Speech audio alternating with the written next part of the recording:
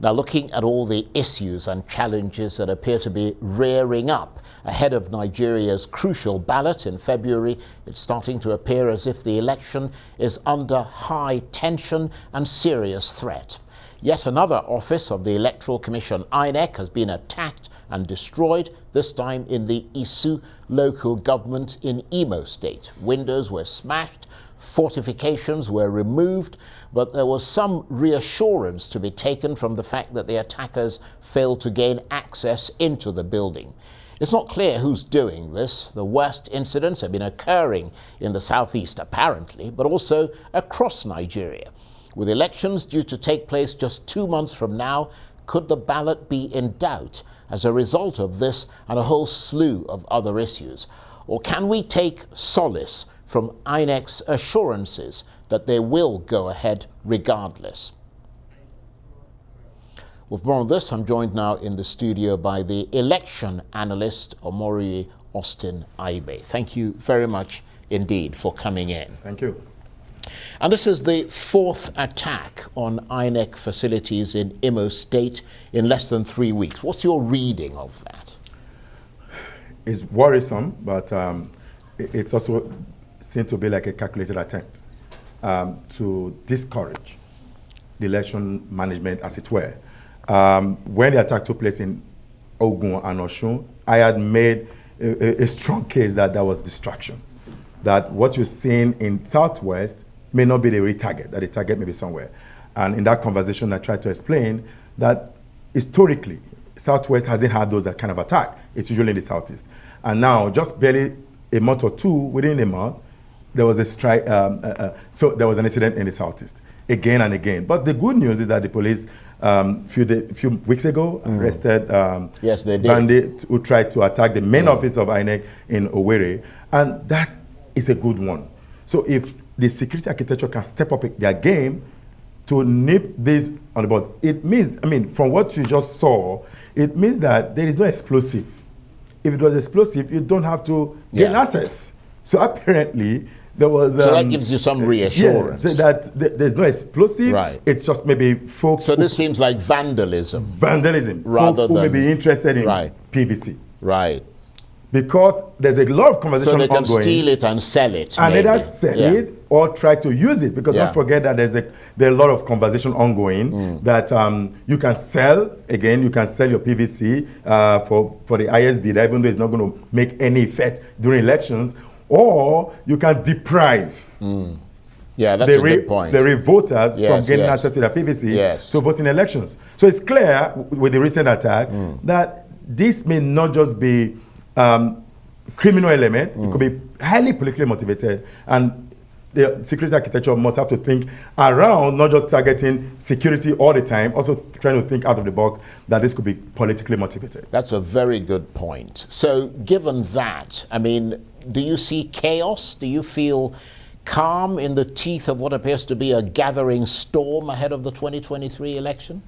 There's always been gathering of storm during every elections in Nigeria, far back in 1999. But the stakes seem to be rather high this time. People have invested so much of their spirit into this. So why is the stake high? Because politics seems to be the beehive of whatever investment in Nigeria. No longer, folks, many years ago, when you work in an oil company, we used to see you as a big boy. But right now, if you work in an oil company, come on, those who are just councillors, I use the word just, because the councillorship position ought to be like the lowest of all. But councillors right now are becoming like the bigger boys in society. You see them getting elected within a space of 6 months. They acquire all manner of properties, and you are trying to ask, where did they get the money from? They got the money from our money, so to say. So what is important is that we must have to go back. In reducing the effect of politics, we must reduce the motivation in political offices. You see, just a good example, the president of Nigeria.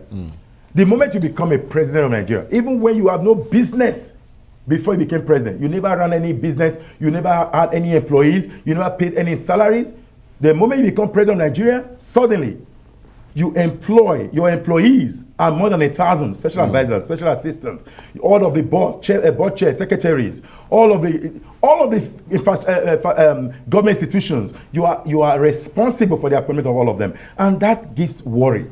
It gives worry that everyone will want to do everything within and outside of law to acquire this power, because when you become governor or president, you can literally become the billionaire of the next morning. I mean, it's something that we must deal with. Yes. It has nothing to do with the elections, to say it has to do with the political office, and that's what we need to address. Yeah, that's a good point. So what do you see as the big challenges now that could interfere with the democratic process and threaten the 2023 election? A lot of people have talked about insecurity, and of course it's a standalone that we must have to deal with. But I tried to also, I've done some analysis looking at Anambra election. Let's assume Anambra is Nigeria of today. Anambra election was supposed to be an election that ought not to hold, based on every available evidence. The insecurity, the fake news, the permutation, all of the things that were going to happen. Folks left Lagos to take away their young sons and daughters who were to play role as ad hoc staff in INEC back to home, that I don't have a child that will die for Nigeria. Anambra election went on. Heard on the day INEC said it will hold.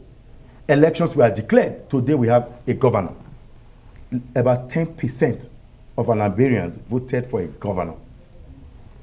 We are heading towards where INEC don't have to conduct elections everywhere. Once there's sufficient evidence that there's a 25% recorded in each of the states, that's what the law says, that you must have 25% of the total vote cast. The law didn't say that you must have the number of registered voters. I heard the former governor, Central Bank, talking about regulation. There are certain areas that INEC can't do beyond what it can do. The law, just like the CBN has law regulating it, there are laws regulating INEC to play its role. INEC tried to regulate some function of political parties, and they went to court, and the court said, no, INEC, you have no business regulating the party primaries. It is a duty of the parties to conduct their own primaries. So what do you expect INEC to do? So turning back to where we are, INEC can't say that we need, there are 92 million registered voters. For us to conclude an election, we must have up to about 80%. No. If 60% turn out, yes. If 20% turn up, that's my fear. 20% deciding the Nigerian president will be a source of worry. Yeah. And that's where we must all now work together. Yeah, but it doesn't seem to be that way, though, because the enthusiasm for this election seems to be much greater than what we've seen in the past. The enthusiasm is with voting. And here we're talking about insecurity. Right. So when you want to vote and you're unable to vote, what then happens? Yeah, it gets in the way. There are folks who, you see what's happening right now with PVC collection. There's huge enthusiasm. People want to go vote on election day. But the challenge will also be states where you have all of this insecurity. Yeah, no, you have a point. Southeast. But what about, yes, what about the other challenges? I mean, because, for example, we know the Nigerian central bank that you mentioned just a minute ago significantly increased limits. I mean, it's gone now to increase the limits it imposed on those sort of cash withdrawals. I mean, we know that cash plays a significant role in elections in this country. True. See, let's not. What the challenge with cash is with vote buying. Elections around the world is expensive. Yeah, it is. Even in the United States. I mean, you have to move around the 50 states of America to campaign. Here we have 36 states, and you have to talk to folks. Here we run some kind of jamboree rallies. In America, you run a get out the vote where the president have to literally see every voter and have a handshake. That's not what we have here. Elections in Nigeria is a bit cheaper. And let me give you a metaphor. There are 176,846 polling units in Nigeria. To run an effective campaign and election day architecture, you need at least a minimum of one party agent. So if you are to give, let's say, honorarium for your party agent on the day of election, let's say 10,000. 10,000 times 176,846. That's just, you can't classify that as money, but that's money. Then you move to the ward, 808,809. Then you move to the local authority. Then you move to the state and the federal authority. What that means is that in each of these layers, You need to have persons. And if you have one party agent at your polling unit, you are ready to lose election. You need canvassers, what they call canvassers in political architecture. You need folk, minimum 10 or 20 folks who will need to defend your vote at the polling unit. And if you have to pay up to 20 people at the polling unit, 10,000 naira times 20 times 176,846, that's huge. And yet you have a the regulations say that you, as president, you don't have to spend more than 5 billion. However, there's no threshold for the party. So the party can actually spend beyond. So election generally is expensive. Right. What we worry about is vote buying. Politicians have tried to weaponize poverty and keep the people poor. On election day, they can come for peanut, 2,000, 5,000. In FCT, we saw vote being bought with sugar cane. I mean, it worried me. But there are votes elsewhere in Ekiti or Osun where vote went at 10,000, some 15,000. So, but this is the way I classify vote buying. And we would have had this argument somewhere. Money paid before the election day, before the voting point, I won't classify it as vote buying. It's electoral corruption, yes. When politicians give out money to try to mobilize people to the polling unit, those people may end up not showing up on election day. They could take money yesterday and not show up. So you have not bought vote. Right. The real challenge is when voters show up at the polling unit and politicians make sure that they show their ballot in order to buy what we classify as see and buy.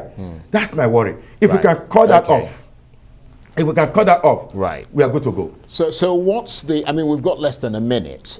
What's the best way to stop some of these issues from becoming a big problem, big enough to really rattle the election Richter scale? And if we don't properly arrest them, what could it all mean for the trajectory of this country in 2023? And we've got about a minute. Quickly, number one, we need citizens empowerment. We need citizens knowledge. Citizens need to know now that the electoral integrity is sure, that the Beavers, which is becoming a game changer, and the IREF has provided a platform for them to see what they voted for, who they voted for the polling unit, and then go online and check. That's one. The second layer is vigilance. The vigilance. I call it an empowered citizen. Yeah. The second layer is that beyond what the CBN has done to try to reduce all of the threshold, is that when citizens accept money, I mean, talking to citizens again, when they accept money, you're only contributing to the money that will be stolen later.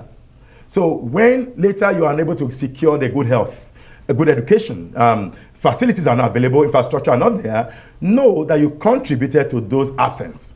So say no to vote buying, don't accept a dime from anybody, it has to be from within.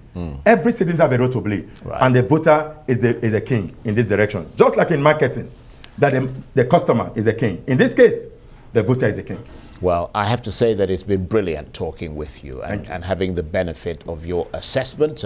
Omoruyi Austin Aigbe is an election analyst. Thank you very much indeed.